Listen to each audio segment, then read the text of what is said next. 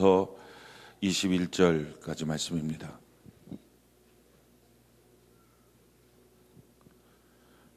마태복음 12장 9절부터 21절까지 말씀입니다. 우리 9절부터 21절까지 교독을 합시다. 제가 9절, 여러분들이 10절, 그렇게 해서 21절까지 교독을 합시다. 마태복음 12장 9절부터 21절까지의 말씀입니다.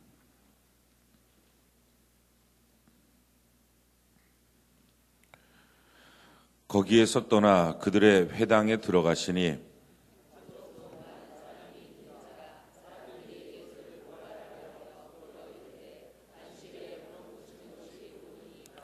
예수께서 이르시되 너희 중에 어떤 사람이 양 한 마리가 있어 안식일에 구덩이에 빠졌으면 끌어내지 않겠느냐?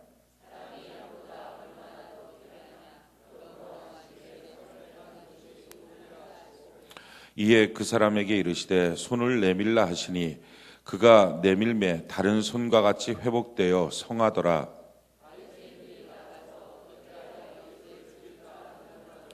예수께서 아시고 거기를 떠나가시니 많은 사람이 따르는지라. 예수께서 그들의 병을 다 고치시고 이는 선지자 이사야를 통하여 말씀하신 바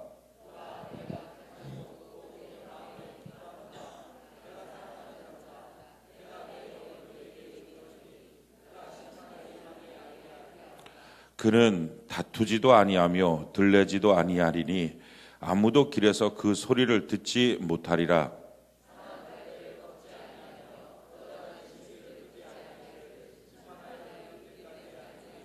또한 이방들이 그의 이름을 바라리라 함을 이루려 하심이니라. 아멘. 오늘 마태복음 강의의 59번째 시간입니다. 상한 갈대를 꺾지 않으시는 주님이라고 하는 제목으로 하나님 말씀 증거하겠습니다. 우리가 이 상한 갈대를 꺾지 않으시는 주님, 또 꺼져가는 심지를 끄지 않으시는 주님이라고 하는 우리가 성경적 표현을 통해서 우리 예수님의 사랑이 무엇인지를 우리가 깨닫고 발견하게 됩니다. 이 상한 갈대를 꺾지 않는다라고 하는 표현은 이런 것입니다. 멀찍이서 보면 상했는지 안 상했는지 모릅니다. 근데 가까이서 보면 벌레가 다 먹은 거예요, 갈대가. 그래서 그냥 내버려둬도 금방 꺾어지는 그런 갈대입니다. 그런데 우리 예수님은 어차피 금방 꺾어질 건데 꺾어놓지 그렇게 안 하고 그걸 포기하지 않고 붙잡고 기다리고 계신다 이겁니다. 꺼져가는 등불 그냥 끄름만 자꾸 나고 냄새만 나는데 고통만 주는데 이거 꺼버리지 하지 않고 다시 붙잡고 포기하지 않고 계시는 주님, 그 뜻입니다. 그러니까 우리 주님의 사랑을 한마디로 말하면 포기하지 않는 주님이라는 것입니다. 사실은 그 사랑 때문에 우리가 오늘 여기 이 자리에 있는 줄로 믿습니다. 성경이 이렇게 말합니다. 이사야 41장 9절로 10절에 보면 내가 땅 끝에서부터 너를 붙들며 땅 모퉁이에서부터 너를 부르고, 땅 끝에서 우리가 방황할 때 하나님이 붙들어 주셨고, 또 그 땅 모퉁이 돌아서면 영영 떠나버릴 것을 하나님이 불러서 세워주셔서 내게 이르기를 너는 나의 종이라 내가 너를 택하고 싫어하여 버리지 아니하였다 하였노라. 내가 너를 택하고 내가 너를 싫어하지 않는다, 그렇게 말씀하신다는 거예요. 두려워하지 말라, 내가 너와 함께함이라. 놀라지 말라, 나는 내 하나님이 됨이라. 내가 너를 굳세게 하리라. 참으로 너를 도와주라. 참으로 나의 의로운 오른손으로 너를 붙들리라. 하나님이 우리를 붙들어 주셔서 우리가 오늘 이 시간 이 자리에 있는 줄로 믿습니다. 포기하지 않는 하나님, 만약에 하나님이 우리를 포기하셨다면 우리 중에 누가 과연 하나님 안에서 거할 수 있습니까? 포기하지 않는 하나님의 사랑, 다 정말 벌레 먹어서 꺼져가는, 그냥 부러져 버리는 그런 인생인데, 그런 신앙인데, 그래도 하나님이 기회를 주시고 성령의 기름 부음을 주셔서 다시 붙들고 다시 기도하시는 우리 주님의 은혜로 말미암아서 우리의 신앙이 회복되고 여기에 있는 줄로 믿습니다. 우리도 마찬가지예요. 그래서 우리가 어떻게 인생을 살아야 될 것이냐, 이렇게 포기하지 않는 사랑으로 우리가 인생을 살아야 한다 하는 것입니다. 이것이 우리 예수 믿는 사람들의 삶의 모습이고, 교회 공동체가 어떤 공동체가 되어야 되느냐, 한 영혼을 향하여, 한 사람을 향하여, 한 교회의 지체를 향하여 포기하지 않는 공동체여야 한다 하는 것입니다. 우리가 옆분들에게 자기가 지을 수 있는 최고의 사랑의 미소를 이렇게 한번 인사합시다. 절대로 당신을 포기하지 않겠습니다. 이렇게 한번 인사를 합시다.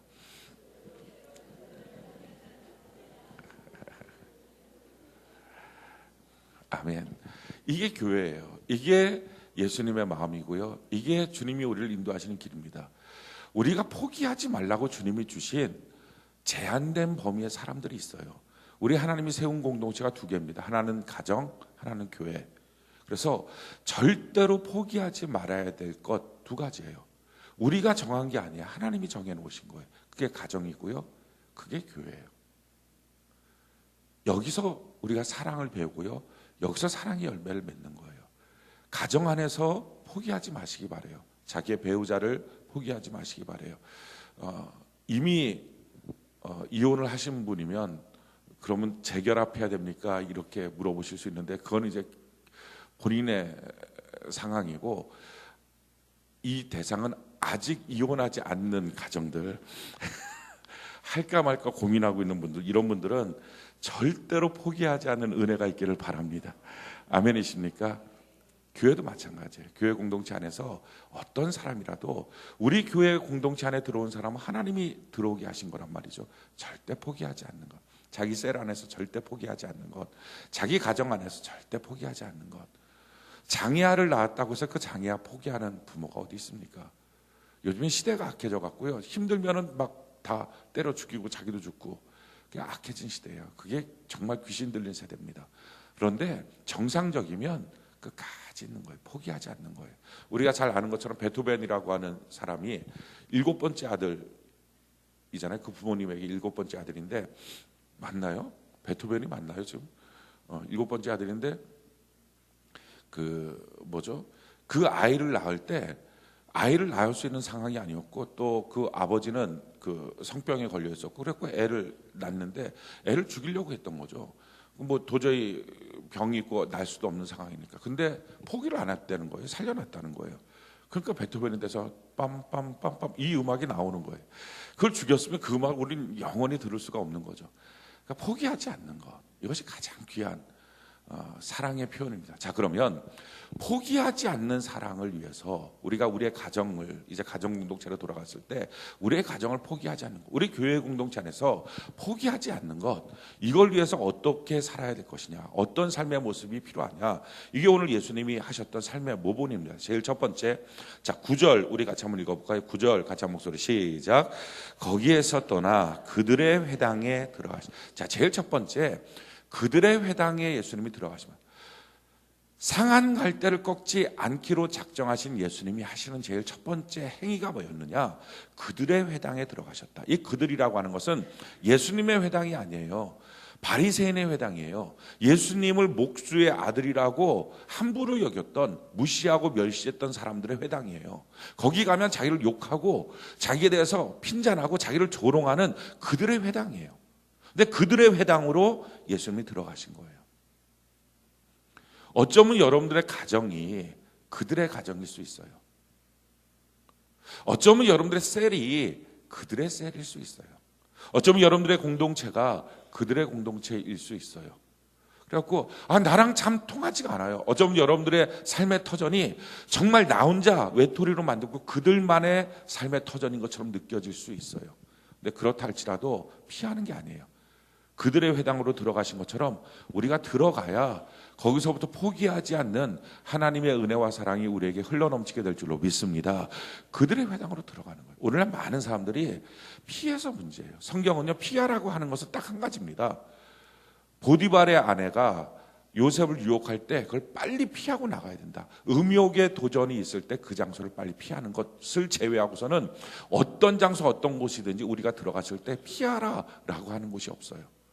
도리어 룻기서 같은 데 보면 이 흉년이 들 것 같으니까 도망갔다가 완전히 망했다가 하나님이 회복시켜 주시는 그런 스토리가 바로 룻기서의 스토리예요. 피하는 게 아니에요. 도망치는 게 아니에요. 우리는 직면해야 돼요.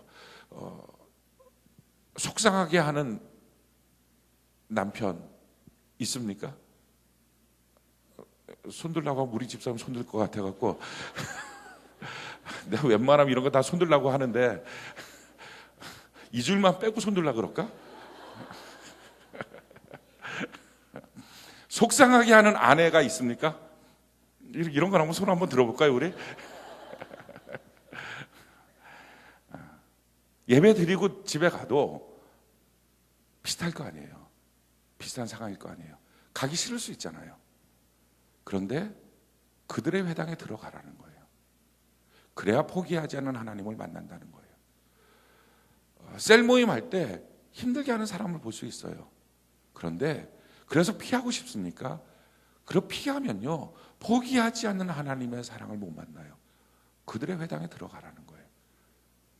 그 만남 속에서 그들의 회당에 들어가는 것, 이게 필요합니다. 자, 그들의 회당에 들어갔어요. 그랬더니 어떤 일들이 생깁니까? 우리 두 번째 10절부터 13절까지 같이 한번 읽어볼까요? 10절부터 13절까지 같이 한 목소리 시작.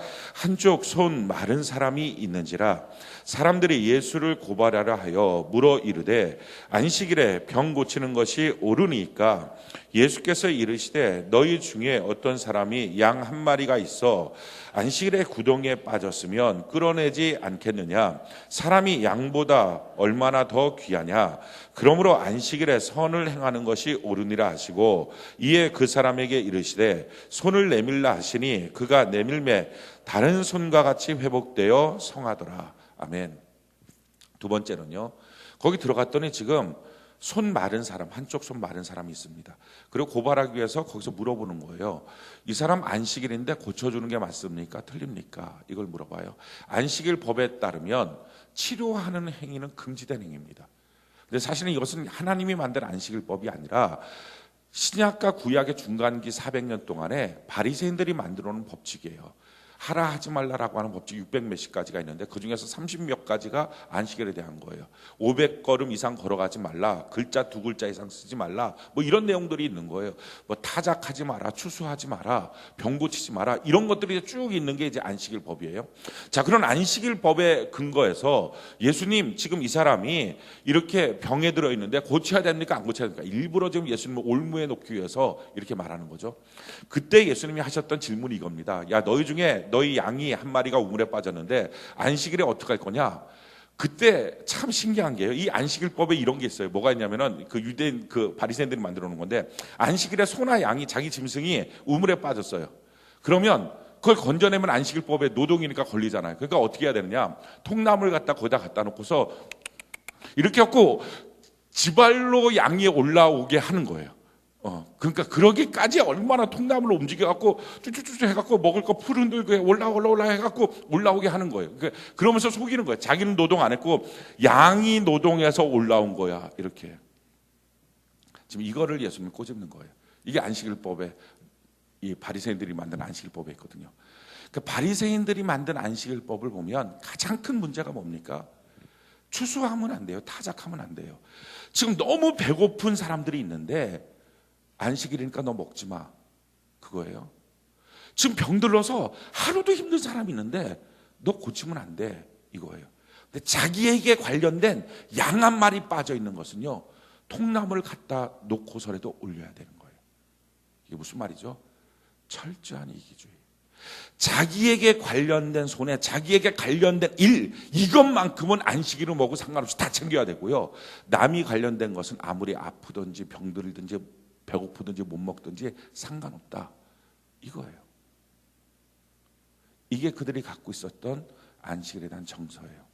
자, 이런 안식일에 대한 정서를 놓고서 예수님이 생각해봐라. 양보다도 사람이 얼마나 귀중한데. 그러면서 예수님이 하시는 말씀의 핵심이 뭡니까? 12절 우리 다시 한번 읽어볼까요? 12절 같이 한 목소리 시작. 사람이 양보다 얼마나 더 귀하냐? 그러므로 안식일에 선을 행하는 것이 옳으니라 하시고, 여기서 안식일에 선을 행한다는 그 선이 뭡니까?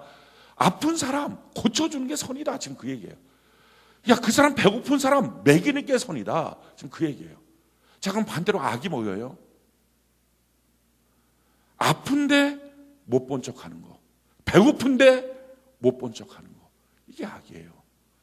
선은 다른 사람을 향한 관심, 다른 사람을 향해서 어떻게 하든지 그 사람 아픈 것이 느껴지는 게 선이고요. 악은요, 자기만 보는 게 악이에요. 지금 바리새인들은 뭘 했어요? 악을 행한 거예요. 안식일을 지킨 게 아니라. 자, 포기하지 않으려면요, 뭘 해야 됩니까? 자기만 보면 안 돼요. 그게 악이에요. 자기 고통, 자기 아픔, 자기에게 관련돼 있는 거, 그거에 관련돼서만 웃고 울고 그러면 악이에요. 조금만 돌아봐도요, 옆에 있는 사람이 어떤지 마음을 아는 거예요. 자기 배우자의 마음이 어떤지를 알아보는 거예요. 그게 선이에요. 자기 자녀의 마음이 어떤지를 좀 보는 거예요. 그게 선이에요. 자기 교회 공동체 안에 있는 성도들을 보는 거예요.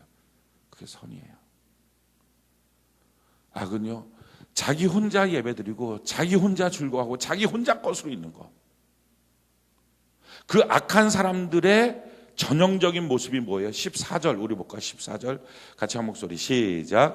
바리새인들이 나가서 어떻게 하여 예수를 죽일까 의논. 자, 지금 여기서 한 사람이 그러고 나서 팔을 내밀라 하고 팔이 성해졌어요. 성해진 이 사건 앞에 막 다들 기뻐해요. 하나님께 영광을 돌려요. 그런데 그들 가운데 죽이고 싶은 마음들이 생기는 사람들이 생겼어요.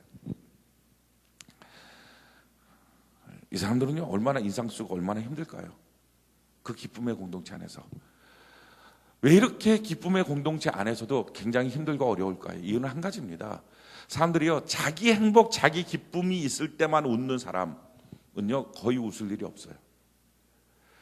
자기한테 기쁜 일 그렇게 자주 생기지 않아요. 하나님 그렇게 자주 안 줘요. 자기한테 기쁜 일, 뭐 어느 때 제일 많이 웃었던 적이 언제입니까? 있었나요? 김수환 사님 가장 최근에 하고 막 자기를 위해서 웃었던 적 있었나요? 없죠. 요즘에 용욱이 이제 군대 가니까 찔찔 울죠. 그래서 내일 군대 가요. 용욱이 얘기만 해도 울어요. 김수환 사님 어떻게 이제 한 3일 있으면 용욱이 이 사제 옷 소포로 보내올 텐데 용욱아 또 올 텐데 운다. 이거 계속 한 서너 번만 말하면 울을 것 같아 지금.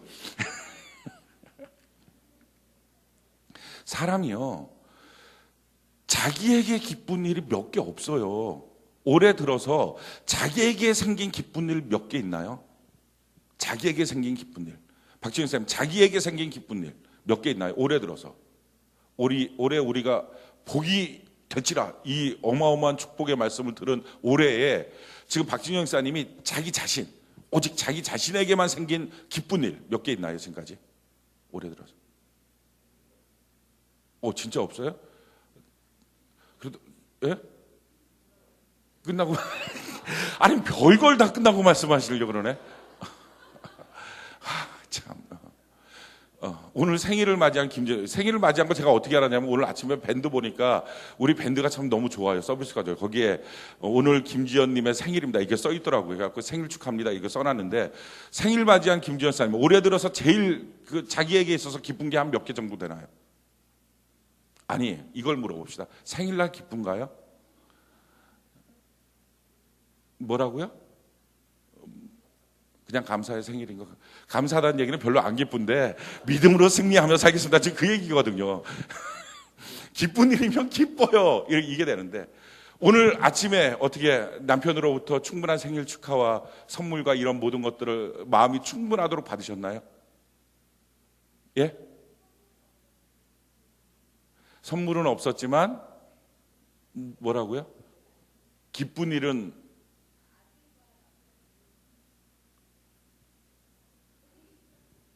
생일 축하 노래 불러주는 거.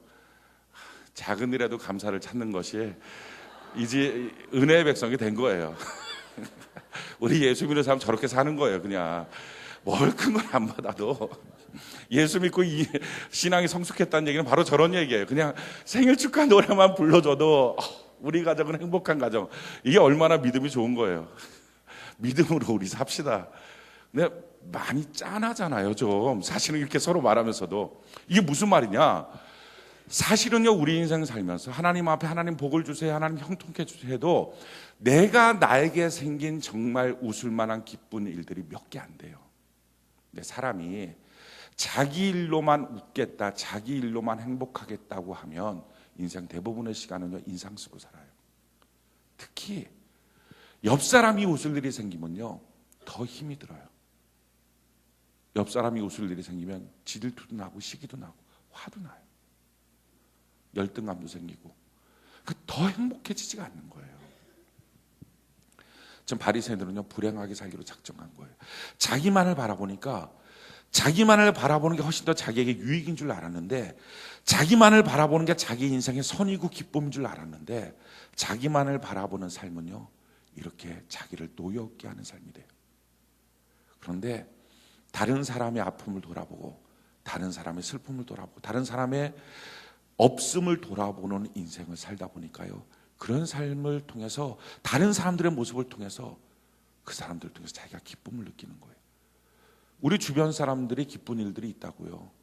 셀에 가면요 최소한 그 셀 모임에서 그 중에 한 명은 기쁜 일이 있어요, 그 주에. 근데 그걸 놓고서 자기 일처럼 막 기뻐해 보십시오. 그러면 셀 모임 갈 때마다 행복해요. 막 기뻐요. 다른 사람 얘기를 들으면서 자기 일처럼 기뻐하는 것, 이게 주님의 사랑의 모습이에요. 이게 포기하지 않는 것. 오늘날 많은 가정들이요 남편의 기쁨을 아내가 공유하지 못해요. 아내의 기쁨을 남편이 공유하지 못해요. 비웃어요. 기쁨을 공유하지 못해요. 아내의 슬픔을 남편이 공유하지 못하고, 남편의 슬픔을 아내가 공유하지 못해요. 그냥 너는 너의 일이라고 취급해요. 자기가 봤을 때 보잘것없는 일이라고 생각하니까 그런 경우들이 많아요. 아이들의 기쁨을 자기가 공유하지 못할 때가 있어요. 부모의 기쁨을 자기가 공유하지 못하기도 하고요. 그런데 다른 사람을 향한 관심, 이게 선입니다. 다른 사람을 향하여 관심이 없는 것, 이게 악이에요. 우리가 선을 행하면 우리 평생에 행복한 삶이 될 줄로 믿습니다. 세 번째, 어떻게 하면 우리가 포기하지 않는 하나님의 사랑을 만날 수 있느냐? 종의 삶을 사는 거예요. 우리 18절 볼까요? 18절 같이 한 목소리 시작. 보라, 내가 택한 종 곧 내 마음에 기뻐하는 바 내가 사랑하는 자로다. 내가 내 영을 그에게 줄 터이니 그가 심판을 이방에 알리게 하리라. 종으로 사는 삶. 다윗이 범죄를 많이 지었어요. 그럼에도 불구하고 하나님이 그 다윗을 포기하지 않아요. 얼마나 다윗을 사랑하면서 이는 내 마음에 합한 자다라고 말합니다. 이유는 왜 그러냐면은 다윗 평생을 살펴보면 한 가지 특징이 있어요. 한 번도 자기가 주인 된 적이 없어요. 한 번도 자기가 주인 된 적이 없어요. 모든 인간들은요 자기가 주인 돼요. 사울 왕도 자기가 주인 돼요. 하나님의 명령을 들어도 자기가 판단해, 자기가 주인이에요. 그러니까 사람들이 아담과 하와도 자기가 주인 돼요. 선악과 자기가 먹어요. 근데 이 다윗만큼은요 평생을 살면서 자기가 심지어 왕이 돼도 하나님 앞에 왕이신 나의 하나님 이렇게 고백해요. 자기 왕 아니라는 거, 하나님이 왕이시라는 거예요. 평생의 주인 되지 않는 삶. 우리도 마찬가지예요. 평생의 주인 되지 않는 삶, 이걸 살 때 포기하지 않는 하나님의 사랑을 경험할 수 있어요. 내가 주인 되면 못 느껴요. 그런데 우리 주님을 주인으로 삼고 우리 주님이 원하시는 삶을 통해서 내가 살겠습니다. 내 판단으로 살지 않겠습니다. 내 주장대로 살지 않겠습니다. 그냥 주님을 따라 살겠습니다. 이 고백을 하는 순간부터요 우리가 포기하지 않는 우리 주님의 사랑을 느낍니다. 자, 이렇게 사는 삶의 형태가 어떤 형태예요? 그 형태를요 이렇게 지금 설명하고 있어요. 19절 우리 같이 한번 읽어볼까요? 19절 같이 한 목소리 시작. 그는 다투지도 아니하며 들레지도 아니하리니 아무도 길에서 그 소리를 듣지 못하리라. 자, 이렇게 하나님을, 예수님을 인생의 주인으로 모시고 그냥 주인 뜻대로 살겠습니다. 내 주장하지 않겠습니다 하고 사는 삶의 모습을 갖게 되면요 인생을 살면서 상한 갈대를 만나도 다투지도 않고 들레지도 않고 아무도 길에서 그 소리를 듣지 못하는 그런 인생으로 산다 하는 거예요. 벌레 먹어서 거의 부러질 정도 된 사람, 그런 남편인 거죠. 보면 참 이 인간 진짜 망할 놈이다 이런 느낌 들고, 참 이 사람 망할 놈이다 하는 느낌 드는 사람이 있어요. 근데 그런 사람이랑 같은 공간에 같이 있게 되면 소리 지르게 돼 있어요. 어떻게 이러냐고, 어떻게 이런 놈이냐고, 어떻게 이럴 수 있냐고 소리 지르게 돼 있어요. 그런데 내가 우리 주님을 주인으로 모시고 난 종입니다, 내가 종입니다 하는 인식을 가질 때부터요 그런 문제의 사람들 앞에 있을 때 다투지도 않고 들레지도 않고 아무도 길에서 그 소리를 듣지 않게 하는 그렇게 조용한 삶을 살아갑니다. 우리 가정 안에서 큰 소리 나오지 않도록, 교회 안에서 큰 소리 나오지 않도록 사는 비결은요 우리가 종이 되는 거예요. 이상한 갈대 같은 사람들이 많이 있습니다. 또 손 마른 것 같은 사람들이 많이 있습니다. 이 손 마른 거가 뭐냐면은 이 외경에 보면 이 사건을 이렇게 내용을 하는데, 이 사람은 석공이었다는 거예요. 석공.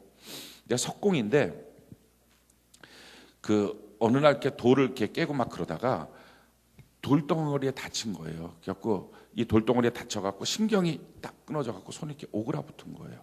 이게 손 마른 거예요. 그러니까 정상적으로 이 사람이 일을 해야 되는데 손이 말라서 지금 일을 못하는 거예요. 이렇게 일을 못하게 되어 있는 사람이에요. 우리가 정상적인 삶을 사는 일에 있어서 손 마른 것 같은 삶을 삽니다. 정상적으로 봐야 될 눈이 말라버린 거, 정상적으로 걸어갈 손이 말라버린 거, 정상적으로 걸어갈 길이 말라버린 거. 우리 주변에 이런 사람들이 많습니다. 손 마른 것 같은 사람. 이렇게 손 마른 사람들이 회복될 수 있는 것, 포기하지 않는 하나님의 사랑 가운데서 가능합니다. 우리가 다른 사람도 포기하지 않지만 하나님이 나도 포기하지 않으실 것을 믿고 우리 인생을 살아가는 은혜가 있기를 바랍니다. 그런 은혜의 삶을 살아갈 때 우리가 직면하는 삶에 대해서 두려워하지 마시기 바라요. 직면하셔야 됩니다. 또 한 가지는 우리 안에 선을 행하는 것. 나를 보는 게 아니라 다른 사람을 볼 수 있는 것. 내가 다른 사람을 보면 하나님은 우리를 봐주시게 될 줄로 믿습니다. 그래서 하나님 안에서 믿음을 갖고 그렇게 사는 것. 세 번째는 우리 주님을 정말 주인으로 모시는 거예요. 나는 종이고 주인이신 하나님 한 분 모시고, 그럼 주인이 알아서 판단할 거고 주인이 알아서 행할 거고, 그래서 그 주인 앞에 있게 되면 그러면 우리가 할 말이 없어요. 주인이 말씀하실 거고 주인이 결정하실 거고 주인이 행하실 거고, 하나님은 살아계십니다. 아멘이십니까? 그 살아계신 하나님을 내가 얼마나 신뢰하고 있느냐 하는 것.